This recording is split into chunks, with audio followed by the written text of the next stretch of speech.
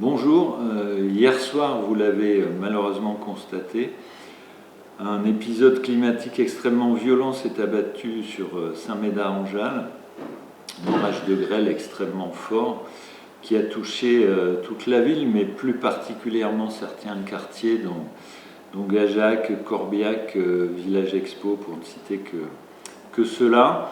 Nous avons immédiatement mis les moyens en place avec l'ensemble des forces de la protection civile, des pompiers, de la police municipale, des services de la ville pour essayer de porter secours comme il était possible de le faire. Je sais que vous êtes extrêmement affectés et bien entendu choqués par cet événement.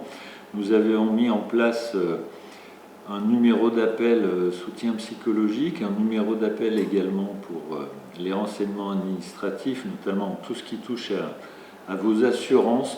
Une demande de catastrophe naturelle a été déposée, mais n'attendez pas, vous avez quelques jours, maximum 5, pour contacter votre assurance. Faites-le le plus rapidement possible en fournissant des photos ou tout élément pouvant décrire les dégâts que vous avez subis.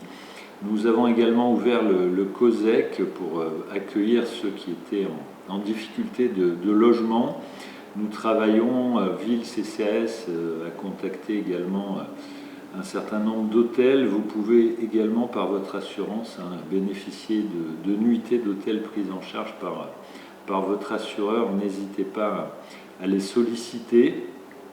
Nous avons connu cette nuit 240 interventions de pompiers. Ce matin, plus d'une centaine étaient en cours, 200 étaient en attente, mais malheureusement, il y a encore beaucoup de nouvelles demandes d'intervention, notamment suite à des effondrements de plafond. Les pompiers recevront des bâches à nouveau dans l'après-midi et je remercie le Centre Leclerc qui a fait une nouvelle commande qui nous permettra de faire face cet après-midi. Soyez prudents dans vos locaux, dans vos habitations. Les pompiers font des évaluations. Si vous devez quitter votre domicile quand les pompiers vous le demandent, faites-le. Ça veut dire qu'il y a un véritable risque qu'un plafond s'écroule, par exemple, ou qu'il y ait un court-circuit à votre domicile, puisque souvent l'électricité est également affectée. Voilà, tous les moyens sont mobilisés. Une cellule de crise est bien entendu en réunion. Nous en avons une à nouveau à 17h pour refaire un point avec les pompiers, les secours et l'État. Nous aurons un nouveau point météo puisque malheureusement un nouvel orage est annoncé en soirée mais dont nous ne connaissons pas encore le niveau.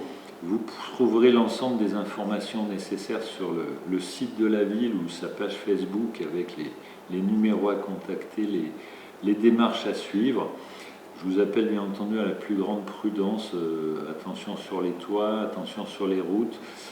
Nos balayeuses travaillent, nos services techniques sont au travail, mais il y a des endroits où il y a beaucoup de feuilles par exemple sur les routes, donc évitez de rouler trop vite et ce soir soyez prudents puisqu'il y aura au moins des pluies fortes qui sont annoncées dans la nuit, donc évitez de sortir tard par exemple et prenez toutes les précautions nécessaires. Voilà, je vous souhaite un bon courage dans ces événements, nous sommes à vos côtés et pour ceux qui ont subi des dégâts très importants, nous regarderons au-delà des assurances que la solidarité que vous avez manifestée tous entre voisins mais aussi à travers les réseaux sociaux, nous puissions vous apporter toute l'aide que nous pourrons pour sortir de ce mauvais pas ensemble. Voilà.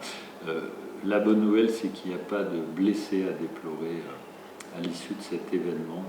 Et donc, nous allons travailler d'arrache-pied à vos côtés pour vous aider à reconstruire ce qui a été détruit hier. Je vous souhaite une bonne soirée et à bientôt.